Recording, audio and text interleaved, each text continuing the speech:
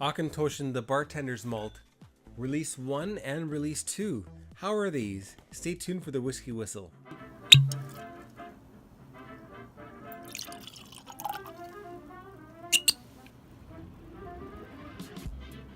Hey there, Whiskey Geeks. Mark here at Whiskey Whistle, sharing some whiskey awesomeness from Winnipeg, the center of North America, bringing you Auchentoshan the Bartender's Malt, Release 1 and 2. Let's see how these are. We'll get them opened and poured. That's number 1. Whoa, very, very heavy pour. That is well over 30 milliliters. Oops. And number 2. Try to pour a little bit less. Control, Mark, control. There we go.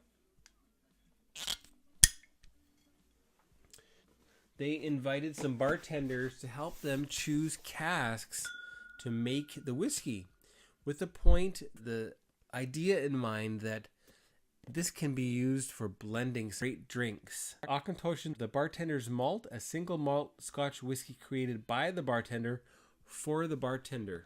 All right, so let's check those out. First of all, the color.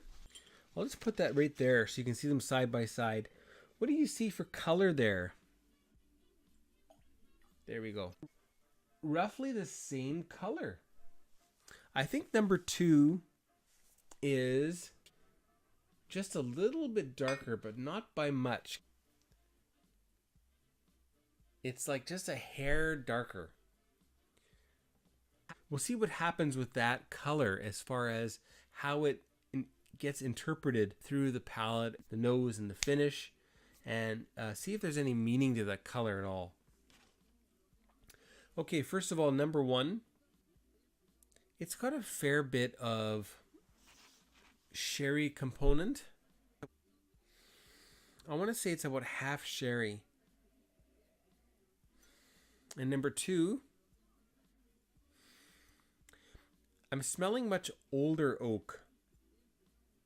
Something a little bit older in terms of the average age of the whiskey as well.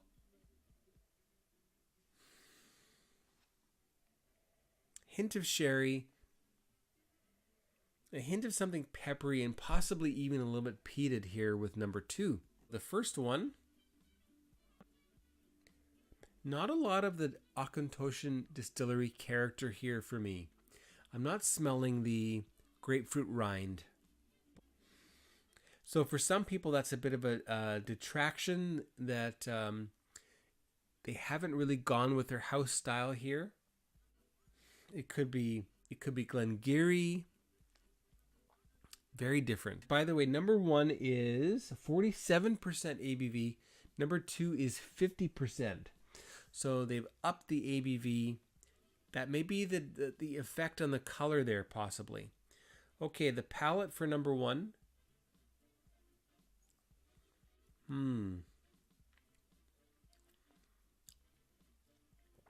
Grassy, earthy, green. A little bit of sherry. Coconut. A hint of citrus rind. A little bit of something sherried in there. A little bit of light raisin. Number 2.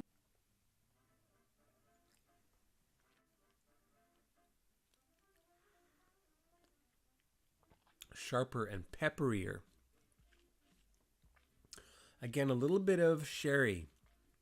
Maybe some new oak in there, I wonder.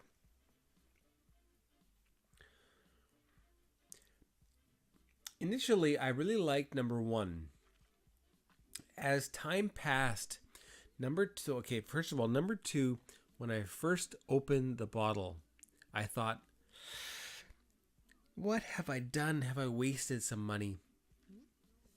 But as time passed, I realized no, it just needs a bit of time to aerate and breathe and oxidize.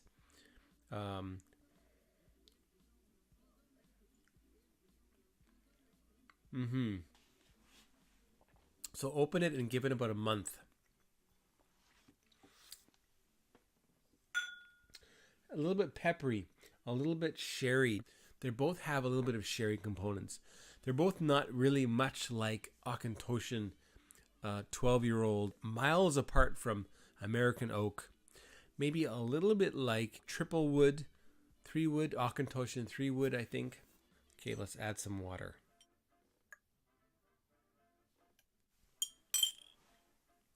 See how those do. My new blue raspberry mic. Very cool stuff. Very cool. Okay, so this is release 1. There's a bit of something older there. Annual limited edition 1. 12 different bartenders. Some hay, some old oak. That little bit of sherry there, which is nice.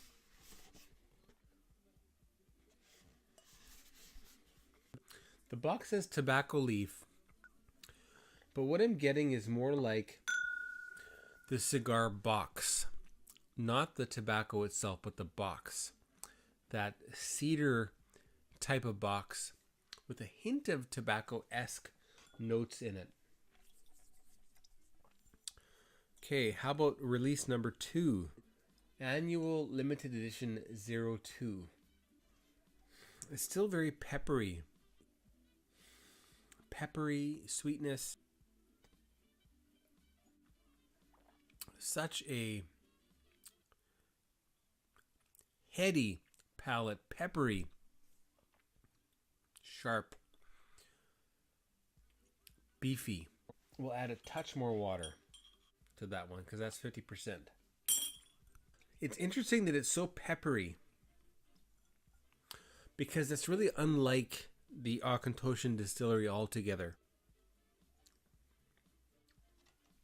So angry, such an angry malt, and this will do interesting things in a cocktail.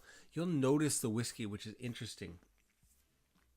And if that's what they're going for, they've really succeeded in making a whiskey that will absolutely affect a cocktail more so than your typical, say, Black Label Johnny Walker. This one's very sweet and will add a clear single malt whiskey note to a cocktail.